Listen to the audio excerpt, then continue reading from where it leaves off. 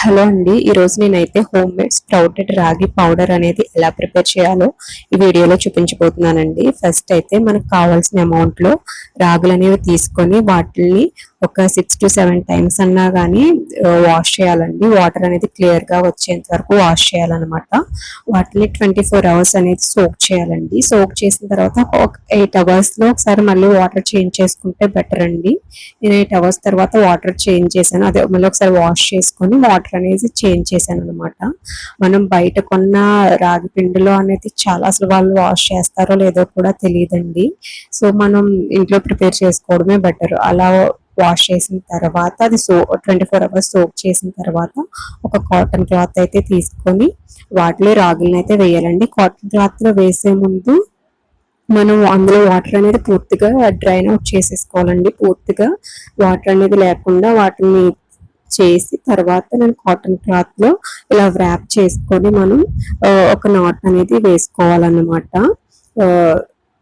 చూపించిన విధంగా నాట్ చేసుకున్న తర్వాత దాన్ని ఒక కంటైనర్ లో పెట్టుకొని అలా మూత అనేది కవర్ చేయాలి. కవర్ చేసి ఒక 48 hours అనేది వాటిని అలా ఉంచితే కనుక మనకు మొలకలు అనేవి వస్తాయండి. చూసారు కదా మొలకలు అనేవి ఎలా వచ్చాయో. బయటికి మీకు అంతలా కనిపించకపోవచ్చు, కానీ ఒకసారి నేను అది ఓపెన్ చేసి అయితే చూద్దామండి మొలకలు ఎలా వచ్చాయో. మొలకలు అనేది చాలా బాగా వచ్చాయన్నమాట. చూడండి మొలకలు ఎంత బాగా వచ్చాయో. చూసారు కదా మనకు మొలకలు అనేది ఎంత బాగా వచ్చాయో. ఇలా వచ్చిన మొలకల్ని మనం ఒక రోజంతా ఎండలో ఆరబెట్టుకోవాలండి. ఎండలో ఆరబెట్టుకున్న తర్వాత ఇప్పుడు మనం మిక్సీ అనేది చాలా ఫైన్ పౌడర్ గా పట్టుకొని మిక్సీలో వేసుకొని చాలా ఫైన్ పౌడర్ గా గ్రైండ్ చేసుకోవాలన్నమాట.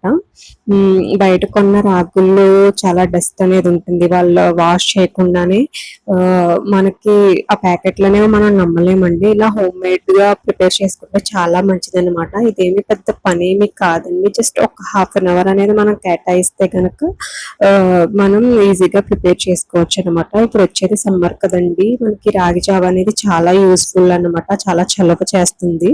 నేను తక్కువ క్వాంటిటీలోనే చేశాను. ఇది మా బాబు కోసం అని చెప్పి నేను ప్రిపేర్ చేశాను అనమాట.